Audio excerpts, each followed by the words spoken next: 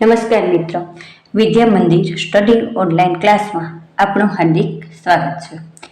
આપણે અત્યારે વાત કરી રહ્યા છીએ પ્રકરણ નંબર 4 કેનો તો કે આરટી એક્ટ 2009 પ્રકરણ 4 તો કે તેનું નામ છે શાળા અને શિક્ષકોની જવાબદારી. આગળના વિડીયોમાં આપણે કલમ નંબર 16, 17 અને 18ની વાત કરી હતી, તો આપણે એનું એક ફેરું ટૂંકમાં રિવિઝન કરી લઈએ.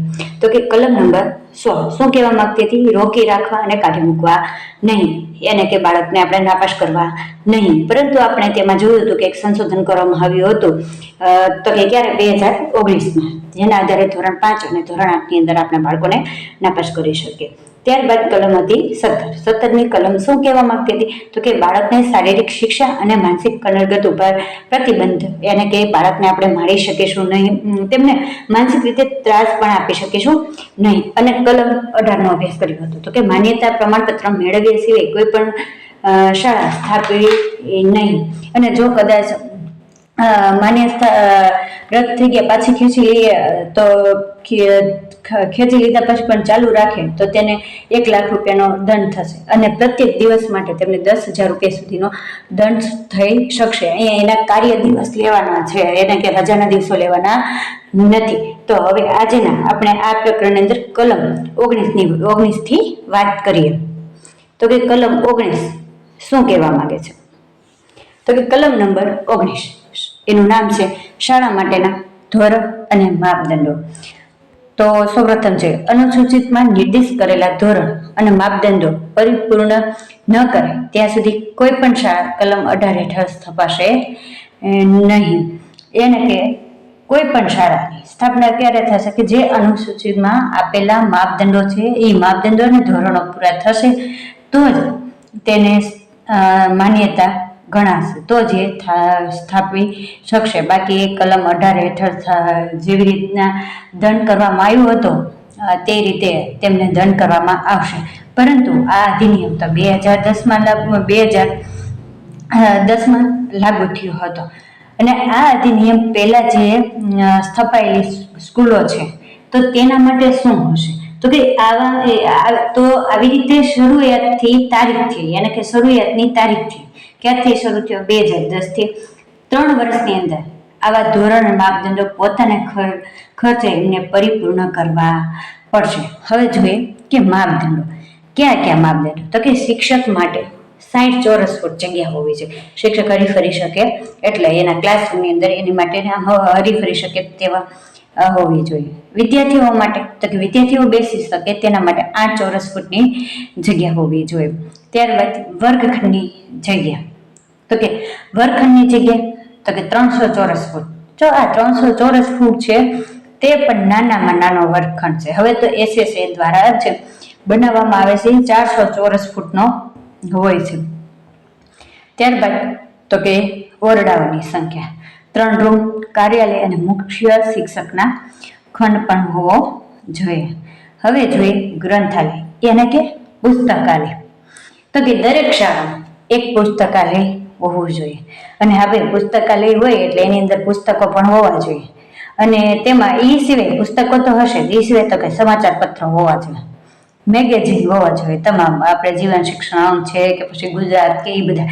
અને ત્યારબાદ વાર્તાની ચોપડીઓ પણ એની અંદર રહેવી જોઈએ. અને આ વિદ્યાલય પુસ્તકાલયનો ઉપયોગ દરેક વિદ્યાર્થી અને શિક્ષક પણ કરતા હોવા જોઈએ. હવે રમતગમતના સાધનો, તો કે રમતગમતના સાધનો તો કે દરેક સ્કૂલમાં હોવા જોઈએ. ખેલકૂદની સાધન સામગ્રી હોવી જોઈએ. અને એ પણ કેવા હોવા જોઈએ? કે બાળકની વય કક્ષા અનુરૂપ હોવા જોઈએ. ગમે તેમ આવી ખરીદી કરી શકીએ ને, બાળકને વય અનુરૂપના રમતગમતના સાધનો હોવા જોઈએ. પછી જોઈએ ક્રીડાંગણ, તો કે 250 વિદ્યાર્થીઓની સંખ્યા હોય તો એના માટે 1 એકરનું મેદાન હોવું જોઈએ. અને જો આ સંખ્યા વધારે હોય તો તમને મોટું મેદાન પણ મળે. ધારો કે 500 વિદ્યાર્થીઓ હોય તો 2 એકરનું મેદાન હોવું જોઈએ. ત્યારબાદ પીવાનું પાણી, તો કે બાળકને સ્વચ્છ પીવાનું પાણી મળી રહેવું જોઈએ. પછી કોમ્પ્યુટર લેબ હોવો જોઈએ, વિજ્ઞાન લેબ હોવો જોઈએ. પછી પ્રવેશ, તો કે બાળકો અવરોધ મુક્ત રીતે પ્રવેશ હોવો જોઈએ, એને કે હાઈવે હોય અને તેની આગળ જ આપણે ગેટ હોવો જોઈએ નહીં. ત્યારબાદ તો કે રેમ્પની સુવિધા હોવી જોઈએ. રેમ્પની સુવિધા એટલે કે ઢાળવાળો હોય જેથી કરીને દિવ્યાંગ બાળકો પણ સરળતાથી એના અવર જવર કરી શકે. મકાન અને દિવાલ તો કે કેવું, શાળાના મકાનનું રક્ષણ થઈ શકે તેવી દિવાલ હોવી જોઈએ. અને તો કે શાળાને ફરતે દિવાલ પણ હોવી જોઈએ.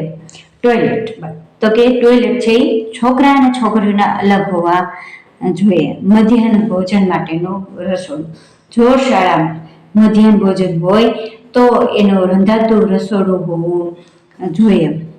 અને સ્ટાફ, આ બધું થઈ જાય પછી સ્ટાફ કેવો હોવો જોઈએ તો કે લાયકાત વાળો હોવો જોઈએ. અને આ બધાને અંતે એની પાસે માન્યતા તો હોવી જ જોઈએ. જો સ્કૂલની માન્યતા નહીં હોય તો સ્કૂલ ચાલુ રાખી શકશે નહીં. આપણે આગળ પણ જોયું હતું કે જો માન્યતા નહીં હોય અને સ્કૂલ ચાલુ હશે તો 1 લાખ રૂપિયાનો દંડ અને એના ઉલ્લંઘન ચાલુ જ રાખવામાં આવશે. સરકારશ્રી લેખિતમાં નોટિસ આપશે, છતાં જો શરૂ રાખશે તો કાર્ય દિવસના પ્રત્યેક દિવસના એને 10,000 રૂપિયા સુધીનો દંડ થશે.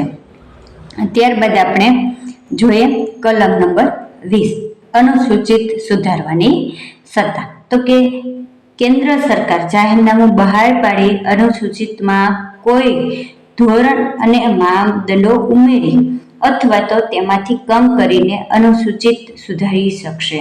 એને કે આ ખૂબ જ આઈએમપી પ્રશ્ન છે, ઘણીવાર પરીક્ષામાં પૂછાઈ પણ શકે કે અનુસૂચિત સુધારવાની સત્તા કોની છે? કેન્દ્ર સરકાર, રાજ્ય સરકાર કે પછી સ્થાનિક સત્તા તંત્રની છે કે સ્કૂલના આચાર્યની છે?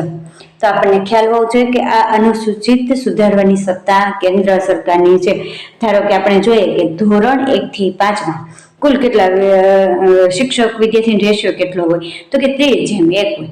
જો કેન્દ્ર સરકાર ધારે તો એ શું કરે, આમાં સુધારો કરી શકે, પછી આપણે એનો અમલ લાવી શકીએ. પણ ક્યારે તો કે એ જાહેરનામું બહાર પાડે પછી. હવે ત્યારબાદ આપણે જોઈએ કલમ નંબર 21, શાળા વ્યવસ્થા સમિતિ. તો કે કલમ નંબર 2 ખંડ 6 પેટા ખંડ 4માં નિર્દિષ્ટ કરેલી શાળા સિવાયની. હલો, કલમ નંબર 2 શું હતી તો કે વ્યાખ્યાઓ હતી. એના ખંડ 6માં ખંડ શેની વ્યાખ્યા આવી હતી તો કે શાળાની વ્યાખ્યા આવી હતી. અને એના પણ પેટા ખંડ 4માં તો કે કઈ સ્કૂલની વાત કરી હતી? ખાનગી શાળાની વાત કરી હતી.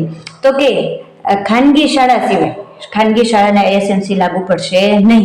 એની સિવાયની કઈ શાળાઓ આવે છે તો કે સ્થાનિક સત્તા તંત્રના પ્રતિનિધિ દ્વારા વિસ્તારમાં આવેલી સરકારી શાળા. પછી આપણે આગળના વિડીયોમાં જોઈ એ પ્રમાણે નિર્દેશિત વર્ગની શાળા અને ગ્રાન્ટેડ શાળા, આ ત્રણેય શાળાની અંદર શાળા વ્યવસ્થાપન સમિતિ હશે. હવે એમાં જોઈએ તો કે 3/4 સભ્યો બાળકોના વાલી રહેશે. એને કે 75% છે એ બાળકોના વાલી રહેશે. ધારો કે એસએમસીના સભ્યોની સંખ્યા કુલ કેટલી હોય? 12 હોય. હવે એના આપણે 3/4 કરીએ એટલે કેટલા વાલી મળે આપણને? 9 વાલી મળે છે. હવે જોઈએ આપણે સભ્યની સંખ્યા. તો કે 12 ફરજિયાત સભ્યો છે અને 1 સભ્ય મરજિયાત છે. હવે મરજિયાત સભ્ય એટલે સ્થાનિક કક્ષાએ જે કડિયા કામ કરતો હોય તે કડિયો હોય છે. અને આમ કુલ ટોટલ કેટલા સભ્યો થશે? 13 સભ્યો થશે. જો તમને પ્રશ્ન પૂછાય કે એસએમસીમાં કુલ એને કે ફરજિયાત અને મરજિયાત કુલ કેટલા સભ્યો હોય તો 13 સભ્યો આવે છે અને ખાલી સભ્યો પૂછાય તો 12 સભ્યો આવે છે. હવે 75% વાલી એટલે કે 9 વાલીઓ લેવાના છે. હવે આપણે એના ધોરણ પ્રમાણે વાલીની સંખ્યા જોઈએ તો કે ધોરણ 1 થી 4માં કેટલા? ધોરણ 1 થી 4ના જે વિદ્યાર્થી છે તેની અંદર આપણે 2 વાલી લેવાના છે અને ધોરણ 5 થી 6 ની અંદર આપણે 3 વાલી લેવાના છે અને ધોરણ 7 થી 8 ની અંદર આપણે 4 વાલી લેવાના છે. એટલે કે કુલ ટોટલ કેટલા થશે તો 9 વાલીઓ થશે. હવે એ સિવાયના 3 એ તો કે આચાર્ય પોતે સભ્ય સચિવ હોય છે, અને કેળવણીકાર એવી એની સિવાયનો બીજો સભ્ય કેવો હશે તો કે કેળવણીકાર એટલે કે શિક્ષણવિદ, ગામમાં જે શિક્ષણમાં રસ ધરાવતો હોય, સૌથી સારું ભણેલો હોય એવો શિક્ષણવિદ રહે. અને ત્રીજો સભ્ય હશે સ્થાનિક સત્તાતંત્ર મંડળનો કોઈ પણ સભ્ય, એટલે કે સરપંચ હોય, ઉપ સરપંચ હોય અથવા તો વોર્ડનો સભ્ય હોય, તેને આપણે લેવાનો છે. આમ કુલ કેટલા થશે? 3 સભ્યો થશે અને 9 વાલી થશે, એટલે કુલ સભ્યો કેટલા થશે? 12 થશે, અને એક મરજિયાત સભ્ય કડ્યો હશે એટલે 13 સભ્યો થશે. પરંતુ સ્થાનિક પરિસ્થિતિને અનુરૂપ પણ તમે એસએમસીની રચના કરી શકો. ધારો કે કોઈ એવું ગામ છે અને એની અંદર 1 થી 5ની સ્કૂલ છે, તો આપણે સ્થાનિક પરિસ્થિતિને અનુરૂપ પણ એની રચના થઈ શકે છે. હવે આપણે આ એસએમસીની રચના કરી, એની અંદર 50% મહિલા અનામત હોવી જોઈએ. અને આની રચના ક્યારે થાય તો કે દર 2 વર્ષે આની રચના કરવામાં આવે છે. હવે ત્યારબાદ જોઈએ આપણે મીટિંગ, તો કે આની મીટિંગ દર 3 મહિને એક મીટિંગ થાય છે. હવે આપણે જોઈએ એસએમસીના કાર્યો. હવે એસએમસી કઈ કાર્ય કરે? સૌથી પહેલા જોઈએ એસડીપી, તો કે શાળા વિકાસ યોજના, એટલે કે સ્કૂલ ડેવલપમેન્ટ પ્લાન. શાળાના વિકાસ યોજના માટેનું સૌથી પહેલા આ કાર્ય તે કરશે. પછી છે બાળકોનો પ્રવેશ અને હાજરી. હવે ગામોના તમામ એટલે કે 6 થી 14 વર્ષના બાળકોનું શાળામાં 100% નામાંકન થાય અને નિયમિત હાજરી રહે એવું સુનિશ્ચિત કરશે. અને જે બાળકોએ અધવચ્ચે શાળા છોડી દીધી અથવા તો તેમને ભણવાનું છોડી દીધું છે એવા ડ્રોપ આઉટ થયેલા બાળકોને પાછા લાવવાનું કામ કરશે. પછી ત્યારબાદ છે તો કે શિક્ષણની ગુણવત્તા, તો કે શાળામાં શિક્ષણનું સ્તર સારું રહે, જળવાઈ રહે તે માટે તે શિક્ષકો સાથે વારંવાર શિક્ષણના સ્તર વિશે ચર્ચા કરશે અને મીટિંગમાં તેમની સમીક્ષા કરશે. અને શિક્ષક શાળામાં નિયમિત આવે છે કે નહીં તે જોવું, તે પણ તેનું કાર્ય થશે. અને ત્યારબાદ છે નાણાકીય વ્યવસ્થા, તો કે સરકાર તરફથી મળતી ગ્રાન્ટ, મેન્ટેનન્સ ગ્રાન્ટ હોય, સ્કૂલ ગ્રાન્ટ હોય, તેનો ઉપયોગ કઈ રીતે કરવો. પછી શાળામાં શું સમારકામની જરૂરિયાત છે અથવા તો શાળાને કઈ ભૌતિક સુવિધાની જરૂરિયાત છે, ધારો કે પીવાના પાણી, શૌચાલય, કોઈ પણ વસ્તુની જરૂરિયાત હશે એનું તે નિરીક્ષણ કરશે અને આ બધી જ ભૌતિક સુવિધાઓ પૂરી પાડવાની જવાબદારી પણ એમની રહેશે. ત્યારબાદ છે મધ્યાહન ભોજન, તો કે બાળકોને મળતા મધ્યાહન ભોજનની ગુણવત્તા અને સ્વચ્છતાની તપાસ કરવી તે પણ તેમનો કાર્ય ઘણા છે. હવે કે મધ્યાહન ભોજનમાં બાળકોને આપવામાં આવતું મધ્યાહન ભોજન કેવું છે તેનું ટેસ્ટ કરવું તે પણ આમનું કાર્ય ઘણા છે. અને ત્યારબાદ છે બાળ સુરક્ષા, તો કે શાળામાં બાળકોના રક્ષણ અને સુરક્ષા માટેનું કામ કરવું એ એસએમસીના સભ્યનું કામ રહેશે. ત્યારબાદ આપણે અભ્યાસ કરીશું, તો કે આની અંદર 2012ની અંદર સંશોધન કરી એક સુધારો કરવામાં આવ્યો હતો. તો કે વર્ષ 2012માં સુધારા કાયદામાં એક જોગવાઈ ઉમેરવામાં આવી હતી. કઈ હતી એ જોગવાઈ? તો કે નીચેની શાળાઓમાં એસએમસી સલાહકાર કાર્યો કરવાના રહેશે. તો એવી બે મુદ્દા હોય છે, એની અંદર ઉમેરો કરવામાં આવે. તો કે ભાષાકીય અથવા ધાર્મિક લઘુમતી શાળાઓમાં એસએમસી સલાહકાર તરીકે કાર્ય કરવાનું રહેશે. ત્યારબાદ સાહિત્ય શાળાઓમાં એટલે કે ગ્રાન્ટેડ શાળાઓમાં પણ આનો સલાહકાર તરીકે તેમને કાર્ય કરવાના રહેશે. હવે મિત્રો, આપણે આગળનું વિડીયોની અંદર આના પછીની કલમોનો અભ્યાસ કરીશું. જો તમને અમારા વિડીયો ગમે તો લાઈક કરો, શેર કરો, સબસ્ક્રાઈબ કરો, જેથી કરી તમને દરેક ટોપિકની માહિતી મળતી રહે.